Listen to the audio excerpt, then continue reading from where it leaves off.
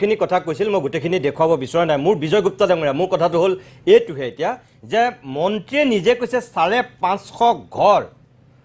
সম্পূৰ্ণৰূপে শেষ 4.5 লাখ মানুহ আক্ৰান্ত হৈছে এতিয়া মোক কথাটো কওক যে বানৰ সময়ত সকলো বিৰোধী ৰাজনৈতিক দলে কৈছিল মিডিয়াই ভাবিছিল যে মোদী আহিব বা অমিত শাহ আহিব অসমৰ মানুহক কিবা এটা আশ্বস্ত কৰিব নিৰ্বাচনৰ সময়ত তাতবাতি কাহিবলৈ একদম পুটুক কাহিব পাৰে কিন্তু এনেকুৱা বিপদৰ সময়ত এবাৰো নাহিলে এতিয়া বাজেট দিলে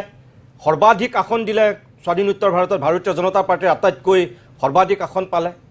মিত্ৰজোঁটে একেই নীতিশ কুমাৰে 12খন আসন দিছে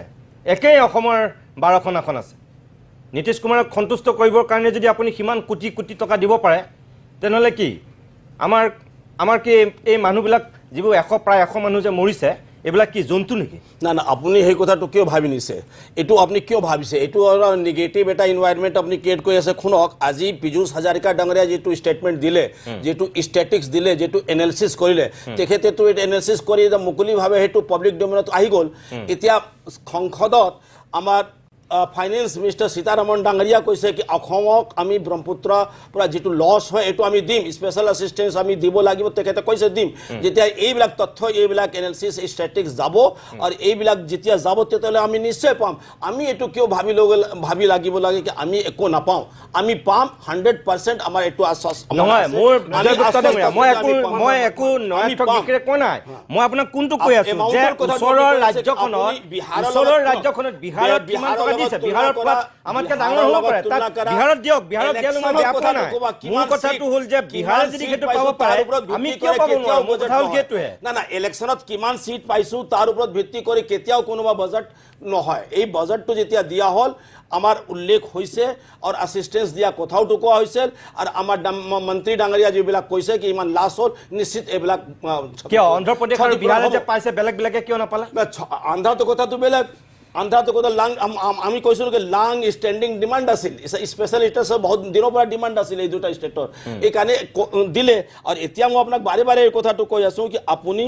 আজি পলিসি কথাটো আমি চিন্তা কৰিব লাগিব পলিটিক্যাল কন্টিনিউটি চিন্তা কৰিব লাগিব গুড গভৰ্নেন্সৰ কথাটো চিন্তা কৰিব লাগিব এই কাৰণে আমি কৈছো আমি যেটো কৰিছো হেতুটো ওপেন আছে দেখ আমি লুকাইতো কৰা নাই আমি ব্যাকড্ৰপটো দিয়া নাই জাকিৰে ক'ব বিচাৰিছে কইলো তুমনিটা প্ৰশ্ন হল গুপ্তা ডাঙৰীয়া সন্তুষ্ট হ'ব পাৰে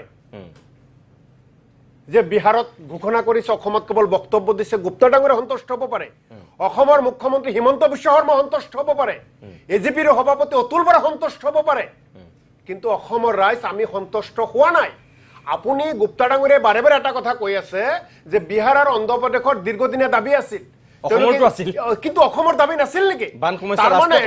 তাৰ মানে সৰ্বানন্দ সোণোৱাল 16 চনৰ পৰা আৰু হিমন্ত বিশ্ব শৰ্মা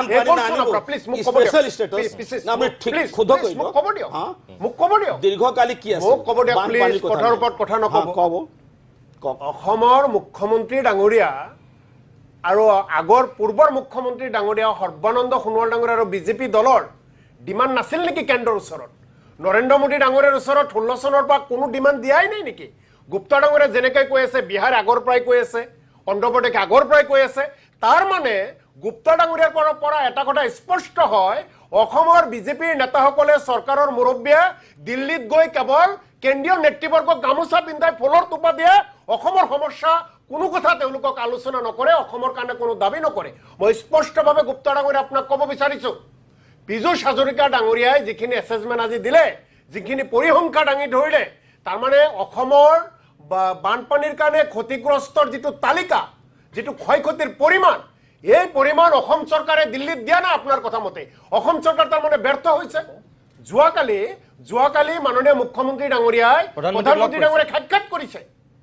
আৰু আমি যেতিয়া বিৰোধীয়ে যেতিয়া কওঁ কেন্দ্ৰৰ পৰা কোনো প্ৰতিনিধি আহা নাই তেওঁলোকে কয় না আমি কথাবিলাক ওপৰত জনাম গতিকে এটা কথা স্পষ্ট হৈছে নিতমণি দা এই বিজেপি চৰকাৰখনে কেন্দ্ৰীয় নেতৃবৰ্গ কেন্দ্ৰীয় চৰকাৰৰ প্ৰধানমন্ত্ৰী বিত্তমন্ত্ৰীক তৈলমন্থন কৰে কেৱল গাড়ী বচোৱাৰ কাৰণে অসমৰ কথা কোনো ধৰণৰ চিন্তা নকৰে আৰু বক্তব্য আমাৰ অসমৰ কাৰণে দিব বক্তব্য বিহাৰৰ কাৰণে আন ৰাজ্যৰ কাৰণে পৰিসংখ্যা দি দিব কিমান টকা তাত দিব এনেকুৱা আমি বাজেট বুজি পাওঁ গুপ্তা ডাঙৰীয়া অসমৰ ৰাজ্যক আপোনালোকে বিজেপিয়ে বিফতে পৰিচালিত নকৰিব বাজেটত যেতিয়া কোনো টকাৰ ফিগাৰ নাথাকে কেৱল বক্তব্য থাকে কিমান টকা অসমলৈ আহিব অসমৰ ৰাইজে বুজি পাইছে মই এষাৰ কওঁ এইটো